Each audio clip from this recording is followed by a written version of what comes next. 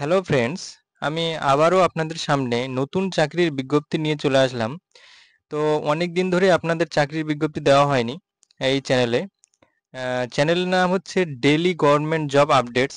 প্রত্যেক দিন আপনারা নতুন নতুন চাকরির যে সরকারি চাকরির যে বিজ্ঞপ্তি আপনারা এই চ্যানেলে পেয়ে যাবেন। তো চ্যানেলে সাবস্ক্রাইব করে আপডেট নোটিফিকেশন সেটা চালু রাখবেন, তাহলে যখনই ভিডিও পাবলিশ করা হবে তখন আপনাদের কাছে পৌঁছে যাবে।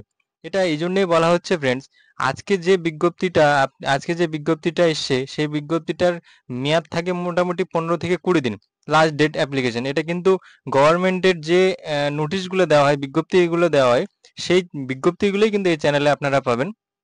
তো সাবস্ক্রাইব করে রাখলে নোটিফিকেশনটা যদি আপনি অন করে রাখেন তাহলে পাবেন সঙ্গে সঙ্গে, নাহলে অ্যাপ্লাই করতে পারবেন না। পরে ভিডিওটা দেখলে কোনো কাজে দিবে না। তাই এই চ্যানেলে আপনারা সাবস্ক্রাইব করে নোটিফিকেশন অন করে রাখুন। তো চলুন।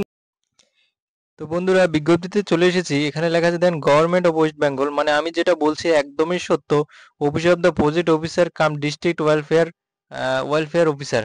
এখানে আমি যা যা বলছি সমস্ত কিছু অফিসিয়ালি, মানে সরকারি বিজ্ঞপ্তি।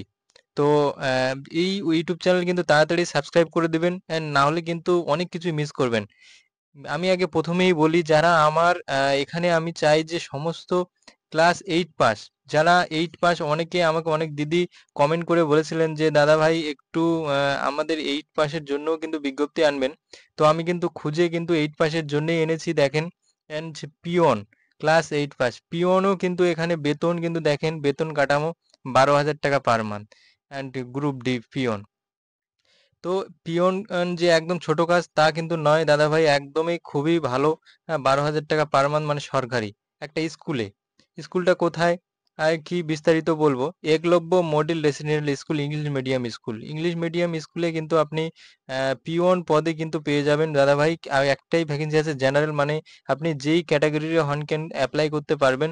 and চেষ্টা করতে হবে। আমার আর কাজ হচ্ছে এই চ্যানেল যে আমি চালাই, এই চ্যানেলের কাজ হচ্ছে আপনাদের এর বিজ্ঞপ্তি দেওয়া, বিজ্ঞপ্তি এনে দেওয়া। আপনার আর দায়িত্ব বাদবাকি সমস্ত কিছু চাকরি নেওয়ার।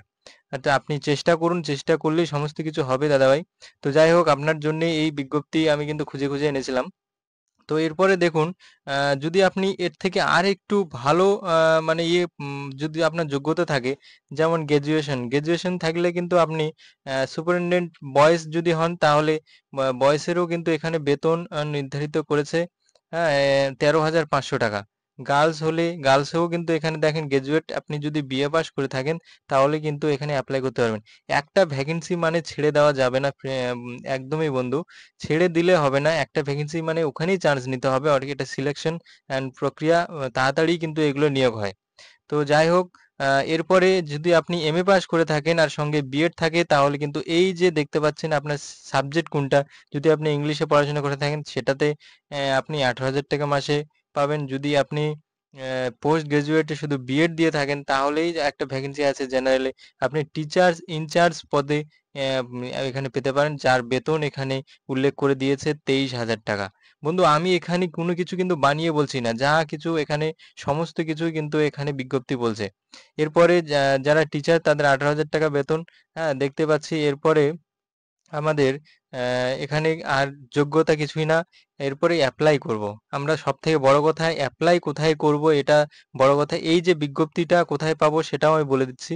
আর কোন ডিস্ট্রিক্টের বা কোন জেলার এটা বিজ্ঞপ্তি, অনেকক্ষণ ধরেই হয়তো দাদা ভাইরা বা দিদি ভাইরা অনেকক্ষণ ধরেই কিন্তু ভিডিওটা দেখছো।